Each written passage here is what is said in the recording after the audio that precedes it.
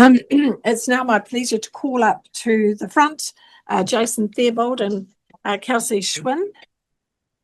Jason is the delivery facilitator for New Zealand Health intRAI project, and he was involved in adding this essential data to the health data platform. 12 years experience in the health sector, but 10 of those with intRAI. And Kelsey Schwynn is the digital health partner on the digital services team in Health New Zealand, and she supports aged care, maternity, child and youth, and rural teams with their data and technology programs for work. So great to have you both up here, and please start. Hi everyone, it's nice to see lots of familiar faces. So in 2015, the intRAI National Data Centre was established within TAS Shared Services. So that was a database which contained every single intRAI assessment completed in New Zealand. Its setup was guided by input from the Canadian Institute for Health Information, CIHI, as well as expertise within New Zealand. I started in 2015 as the intRAI analyst, and I was lucky to have the massive support of an amazing team of educators and systems clinicians. Data isn't as useful unless you have the knowledge and understanding of how it is created. Fast forward 10 years, and a number of different people have had the intRAI analyst position. Robbie is the latest one. And the TAS intRAI database contains well over 1 million assessments. It's provided over 1,000 ad hoc data requests, both internal and external, and has provided reporting for home and ARC sectors. So some of those requests and reporting are for Stats New Zealand IDI, international intRAI researchers, and also the visualization tool that Bill used for his research.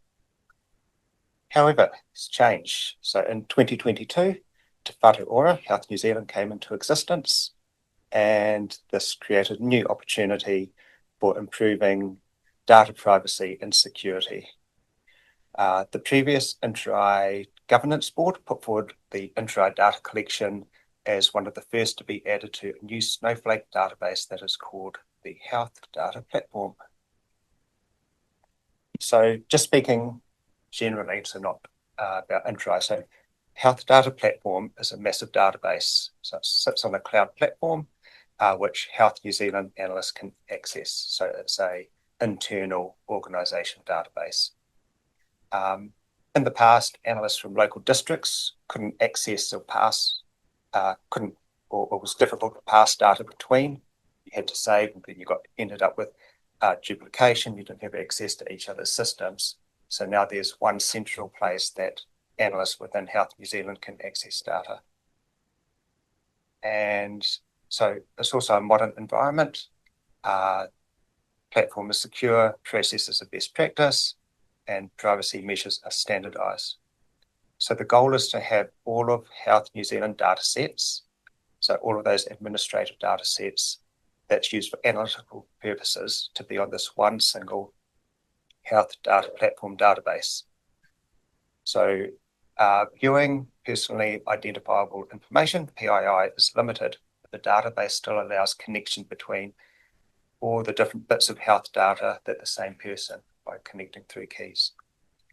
It is just in its infancy. It's been going for a couple of years, so the platform itself is set up, and national collections data, so much of the hospitalisation data is on there, but health is very, very wide, so there's lots more to go.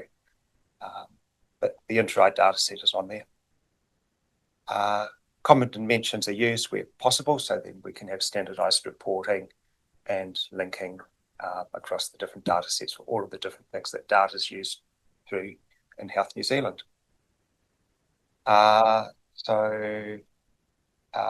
For Mark, who spoke earlier, for his team, he's got easy access now to his data. No more complaints from him. So researchers' data which Robbie used to provide you from the TAS version of the data warehouse, is now coming from the health data platform. So it's kind of a like for like. You won't notice any differences. And we're getting the same data feed from Civica, the assessment software. But it's the other data sets that allow us where the benefit is, and that we can put many other data sets into one place.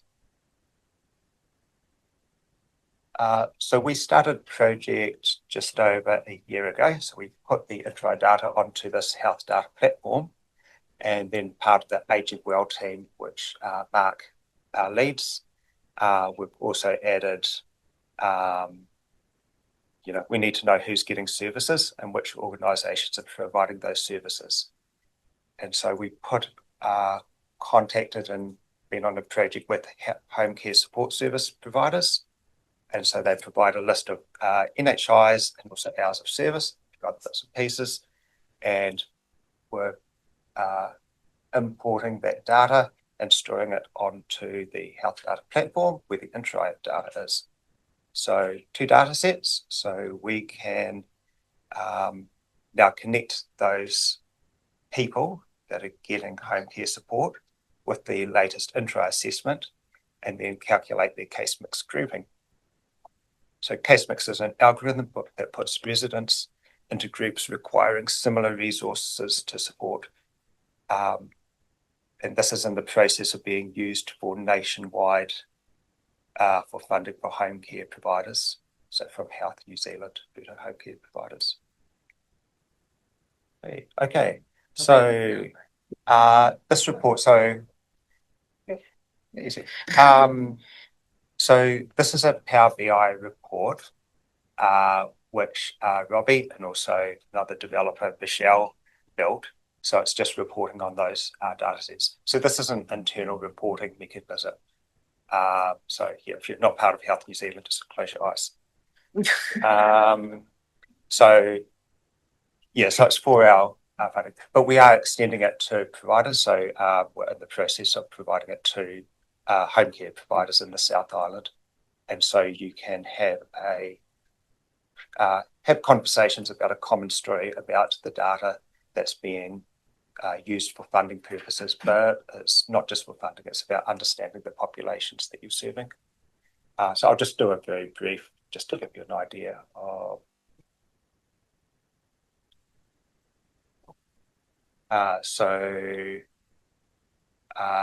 this is a collection just from this year. So the providers provide the data monthly. We've only just started it this year. We don't have all providers on board. It's still being worked on. We do have all of the South Island providers. And so this chart just down the bottom just enables you just to understand about who's been providing the data. And then all of those, like I said before, all of those NHIs, those clients get matched to an intRAI assessment. And then you can chart or understand your populations that you're providing services to. So you could look at it by month or by region or district or particular case mix, or if you're a provider, you can just look at your data. So just for example here, so these are the different case mix categories, going from less complex to more complex. What are the little red?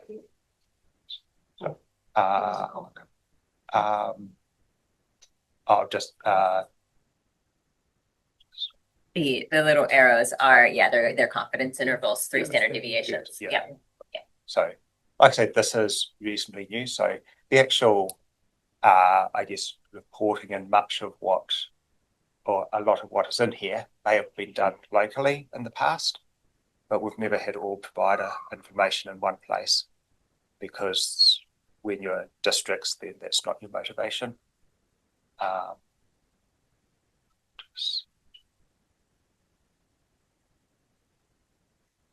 So like I say, we're just still understanding. So there's, will still be some, working on getting the data, so there's still data quality, but we're building up.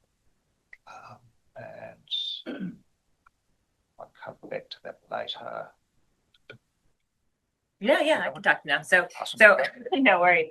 So Jason talked a little bit about that. It's been a big process in order to get to that beautiful dashboard, which is again so exciting to see a nationally consistent view of home and community support services. I will not downplay how much work went into building that national consistency, and that's what I'll talk a little bit about here. And I know Charlie's going to be speaking later on this afternoon about that from her perspective as well. But so the first phase was kind of getting these already national data sets like interRAI and national collections on to the health data platform while we were working with HCSS providers in a pilot group to just start sussing things out to see what consistency might look like. What are the fields that we need to use? What are the data points we could collect, and then what do we actually need to collect, and where those differences might lie, and try to do some demos of the Power BI reporting that you just saw. And then once we said, okay, we think we've got this about right, we've got the MVP, the prototype working, let's actually build out this volume reporting, and then bring all of the home care providers online. From here, we are going to continue to flesh out and improve those dashboards that you say to them. They're more useful, more interesting, and then I can connect more data sets from across the health data platform. And then we're going to do some migration of existing ARC data sets as well. So we know, across the board. So we're still scoping that out right now, but we have some ideas of what we want to look like. And then into the future phases, we have Minister Brown announced late last year that we have the Health Digital Investment program that is going to birth the plan, which includes the building of a national aged care data set. And so that is going to be looking across the entirety of all services for older people and saying, what are the data that we need to collect, and how are we going to collect it? How do we make sure it's nationally consistent and internationally validated? All these great things so that we can bring it onto the health data platform over the next 3 to 5 years. So that'll conclude ARC data. Care data, workforce data, maybe even disease-specific things as well. So that roadmap is still TBC, but we'll take what we have right now and again work on making things nationally consistent.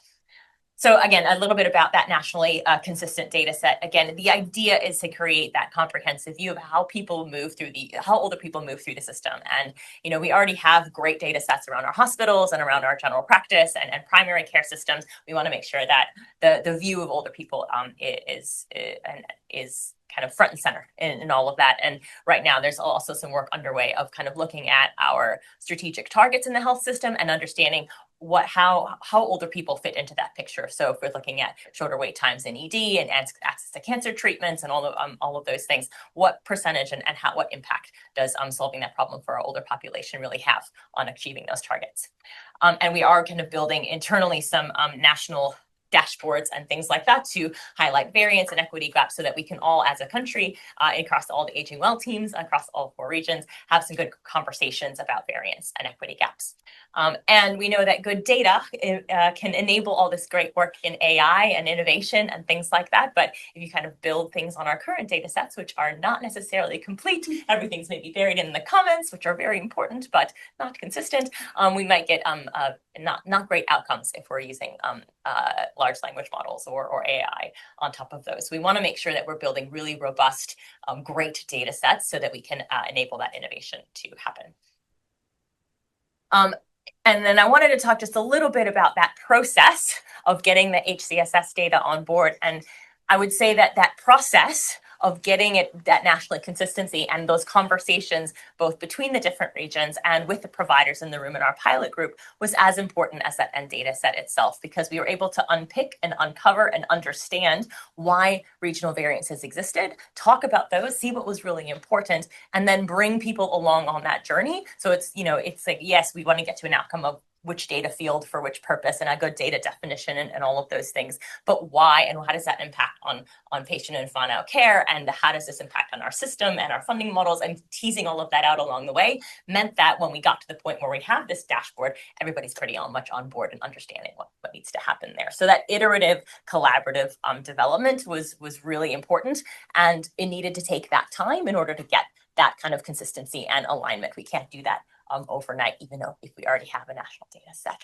So the other thing that we've been working with Jason on the team on is making sure we're striking a balance between flexibility in the way that it's been built, because we know maybe new things might be coming up, new service models might be invented or developed together. So how do we make sure that we aren't just building it for now, but we're building it for later? But we want to make sure that we have all the data that we can possibly, like the right amount of data to kind of build a good, again, solid foundation, but iterative for the future. That was it. Thank you very much.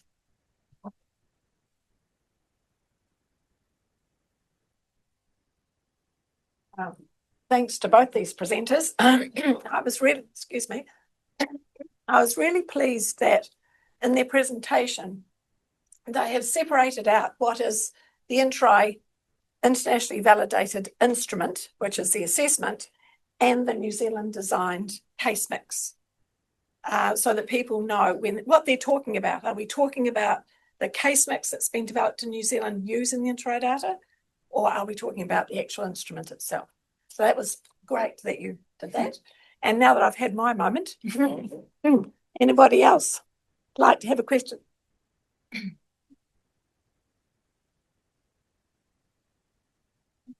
already green. That's great to have the data. I'm just wondering what your quality indicators are. I mean, it's great to have the case mix methodology and a bulk funded restorative model, but how do we know that that restorative bit is working? So what are your quality indicators? Are you looking at whether intervention reduces somebody's divert score, somebody's care score, that sort of thing? I think that's a great question that somebody probably from our home and community services team might be able to answer a little bit better than we can. But I think Charlie's going to be speaking a little bit to that this afternoon. But they are internationally validated quality indicators that we have on our dashboard. So we'll be looking at that and then making sure that we're building up a robust enough data set and consistent enough assessment timelines that we can kind of have all of that data in place. That difference between data quality and clinical quality, yes. And we want to make sure our data quality is there so that we can then look at clinical quality in an effective way. But we are using this internationally validated basis. Oh, Lisa, sorry, Lisa. Walk past you. Yeah, thanks so much for the presentation. It's really helpful to have that explained. A little bit about the quality indicators that I think that there's opportunities that they're looking at the quality indicators and then discussing it with providers within home care, and then having a look at shifting and changing services within alliance. So they'll have an alliance opportunity where the providers will be discussing together as a group for each region. That's my level of knowledge on that. That's all I can add to. But from a question point of view, it's really just the visibility, transparency, and the inclusion part really for me. And sorry, I didn't introduce myself. I'm Lisa Foster, Chief Executive for Home and Community Health Association. So from our members who are across providers and NGOs and other partners, it would be really how we can use that information, for understanding about the bigger picture and where that visibility and transparency is going to come in. And within that picture, the equity angle or rurality challenge, as we saw in the excellent presentation earlier about loneliness, some of the rural areas and how they're impacted, just where the voice is going to be allowed to be shared or input and collaboration. And you may not be able to answer that, but that's my question. It's a great point. And I think one of the things that it's probably mindful then as we develop our our new plan to create this national aged care data set is what do we need internally to make sure that we are, have an effectively integrated and interoperable health system. But then what is it useful for us to share with the community and how do we publish those things? How do we share those things more widely? And I think that's a good thing for us to make sure we are keeping in mind in terms of our roadmap. But yeah. We have done some demos to providers, and like Kelsey said, it's an internal mechanism to start with, but then absolutely it needs to be connected, and just having a single reporting tool, which is useful for Health New Zealand, but also useful for your providers, is essential. So we don't have it planned yet, but getting feedback from those providers once they start using it. Like I said, it's just about to roll it out to the South Island providers, just because of some regional differences. So, but we'll get there soon. Right, one quick question from Mari. Look, I'm fascinated by that data. So you had most service providers provided very short hours of data, but there were some that provided lots of hours of data, and there seemed like quite a lot of variability in that.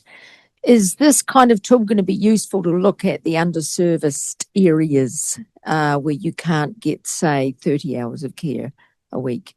Do you see what I mean? I'm asking you about those high needs people who could be cared for in the community through home and community support, but the care is just not available in some places. I think this tool allows, the regional teams that kind of work directly with those providers to be able to see that more transparently and consistency. And now we're not only just able to look at things on a regional or district level, we're able to look things at a national level. So you can compare that variability and see where you're doing. But that's kind of what our regional teams. I want to know where to move to. So Soon it'll all be the same. I have a suggestion that you look hard at their faces, find them at lunchtime and ask any more questions you like. Thank you very much. Thank you.